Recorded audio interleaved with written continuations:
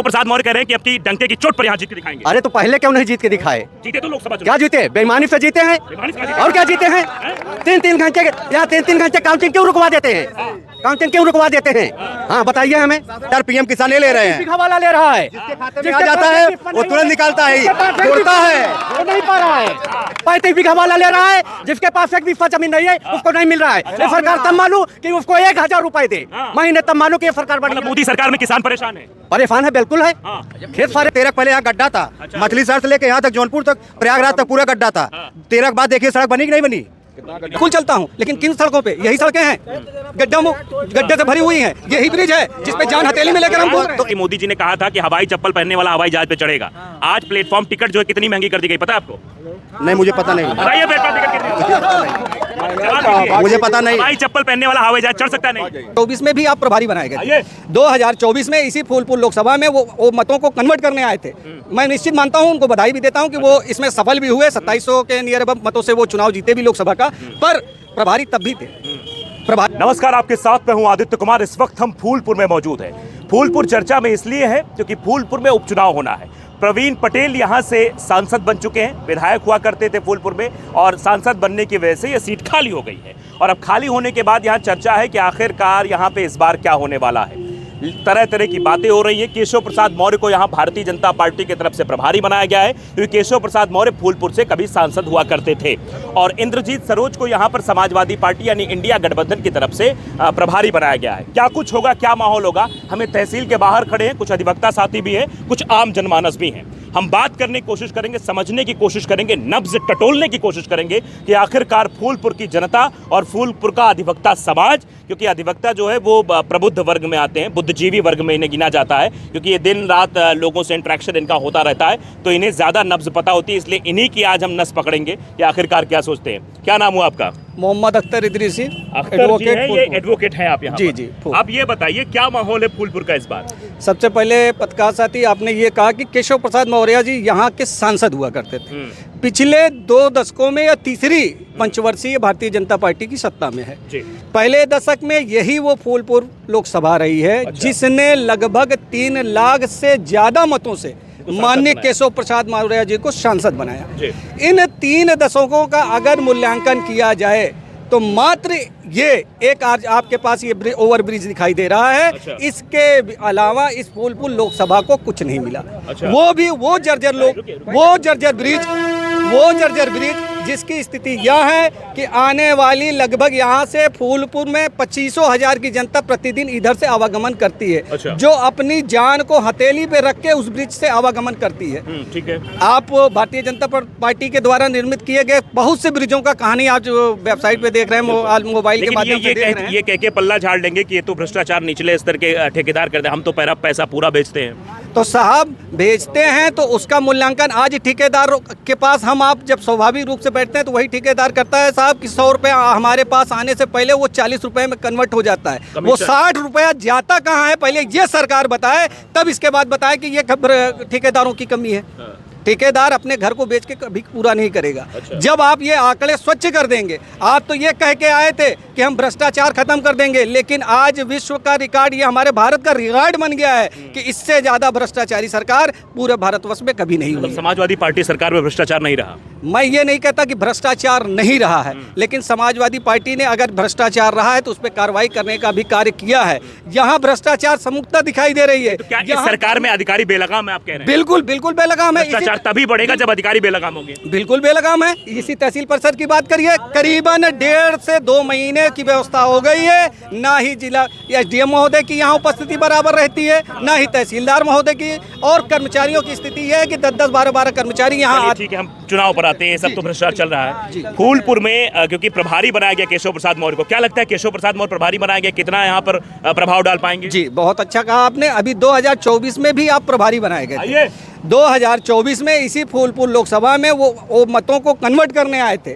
मैं निश्चित मानता हूं, उनको बधाई भी देता हूं कि वो इसमें सफल भी हुए। 2700 के नियर अब मतों से वो चुनाव जीते भी लोकसभा का, पर प्रभारी तब भी थे, प्रभारी अब भी हैं।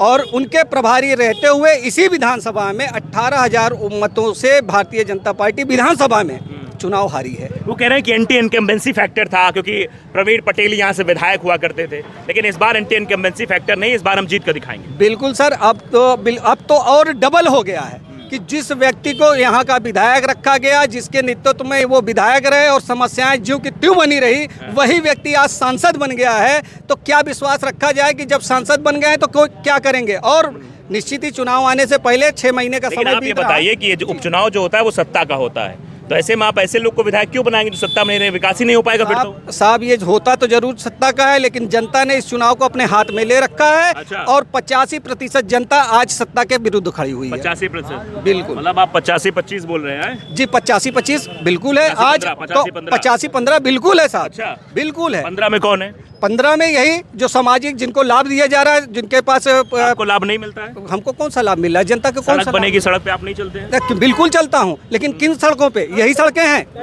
गड्ढे से भरी हुई हैं, यही ब्रिज है जिसपे जान हथेली में लेकर हम घूम रहे हैं। तो यही 2013 पहले यहाँ गड्ढा था। अच्छा। मछली शहर से लेके यहाँ तक जौनपुर तक प्रयागराज तक पूरा गड्ढा था। 13 के बाद देखिए सड़क बनी कि नहीं बनी? बताइए। ये गड्ढा था। बताइए। बिल्कुल जवाब है भैया, जब बिल्कुल जवाब है, बनी है, लेकिन यही देख लीजिए कि हाँ जान हथेली पे लिए घूम रहे हैं। स्टेशन नहीं पहुँच पाता था, कोई आदमी हॉस्पिटल नहीं पहुँच पाता था। आज तो कम कम निकलेंगे। ये तो कह रहे हैं कि आप जो है कह रहे हैं कि ये सब कुछ सड़क बनी, लेकिन ये भी कहना है आम जनता का कि मोदी जी ने कहा था कि हवाई चप्पल पहनने वाला हवाई जहाज पे चढ़ेगा। आज प्लेटफॉर्म टिकट जो है कितनी महंगी कर दी गई, पता है आपको? नहीं, मुझे पता नहीं। बताइए प्लेटफॉर्म टिकट कितनी? मुझे पता नहीं। हवाई चप्पल पहनने वाला हवाई जहाज चढ़ सकता नहीं? हवाई चप्पल पहनने वाला हवाई जहाज चढ़ सकता है? यही टिकट एक बाद 21,000 का मिलता था हवाई जहाज का। अच्छा। 21,000 मिलता था। आज निकालिए 3500 रुपये में जाइए हवाई जहाज से। आज निकालिए बच्चों की परीक्षा की बोर्ड फीस जो होती है, पहले कितनी थी आज कितनी हो गई है। और दुकान खोल के बैठ गए हैं। कौन दुकान खोल के बैठ गया? विद्यालय वाले। अच्छा। सरकारी पर स्कूलों में पढ़ाई नहीं हो रही है।